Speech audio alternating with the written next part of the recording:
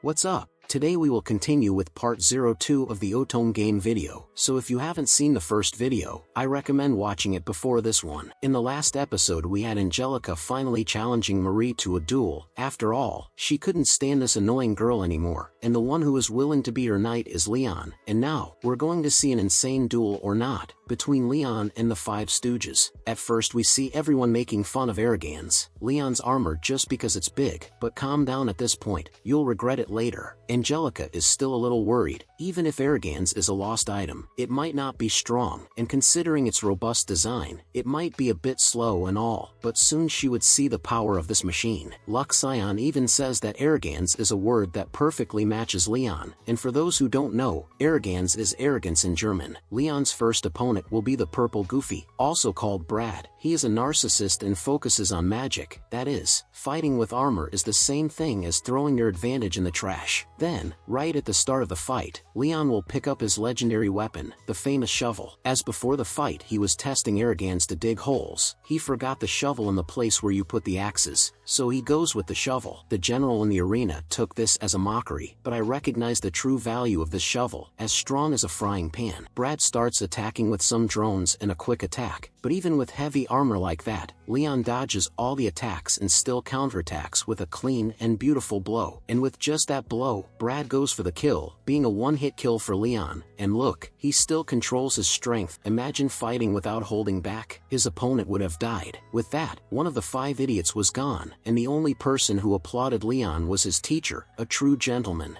He even managed to get a few smiles out of Angelica, who had been feeling sad recently. Good Leon. The next to fight was Greg, the famous red Goofy. He would be the one with the most experience in fighting, being one of the strongest, but that's it, he's still weak. They have clashes between their blades, but when Leon gets serious, he would do a destructive combo on Greg, knocking him down and even ripping the arms off the guy's armor. Total destruction. After losing the armor, Greg still gets out of it with a piece of iron and starts beating Arrogans in a pathetic attempt, but that's it, the guy lost. He lost and humiliated himself. And the funniest thing is that while Leon is tearing them apart, he is still humiliating them and making fun of them. The guy has no limits. The next to fight is Chris. He would be the most skilled of the fools. Being from a family of great swordsmen, he is the one who has trained the most, but unfortunately our Leon is not just training, he also knows the world. Instead of having a sword fight against the swordmaster, Leon sends a bunch of drones and finishes him off quickly, without even giving him the chance for a normal fight. And here we see that the guy is not joking around.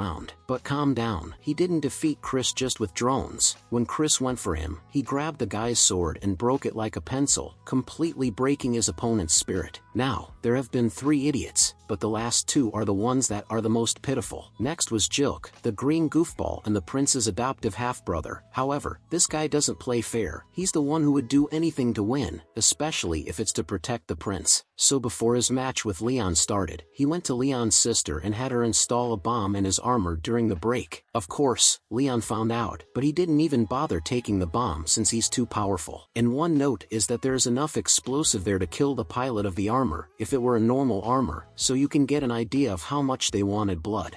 We came back from the break then, and from the beginning Jilk focused on getting out of sight to shoot Leon, but Leon doesn't even bother dodging the shots. After Jilk explodes the bomb, Leon appears on top of him perfectly fine, and of course, very nervous. There in heaven he then begins to destroy Jilk with beatings and arguments, and even records Jilk threatening his family, just to screw the guy over even more. After getting tired of playing with Jilk, he goes and finishes him off with a blow to the head. And now that the bugs have been taken care of, only the last fool, or rather, the prince, remains. And if you got this far and are enjoying the video, give it a like and subscribe to the channel. Most of the people who watch me are not subscribed, and with your subscription, you help me immensely, so subscribe and give me that strength. Now it was Leon's turn to detonate the prince, and it was a beautiful fight, or rather, a massacre. Before the fight starts, Leon even asks the prince what he thinks of Olivia, just to make sure that the world is not following the path of the game. And yes, the prince barely knows about Olivia here, and is only focused on Marie, the imposter. The prince's armor here is the most powerful armor among the Stooges, but still weaker than Arrogans S. but let's congratulate him that among the rich kids, he was the only one who actually managed to last a few confrontations against Aragans. The others may have attacked, but the prince was the only one that Leon himself attacked first. And of course Leon wouldn't miss the opportunity to explain the prince. He defends Angelica in front of the prince and everyone else, even when Julius says that no one understands him, that no one sees him as he is, and they only see him as the prince. While Julius says all this drama, Leon is there calling him pathetic, that it's incredible to have overwhelming power and be able to lecture others. He's arrogant and the Five Stooges can't beat that, and that's too much. And then he throws it in the prince's face, that he talks so much about not wanting to be born as the heir.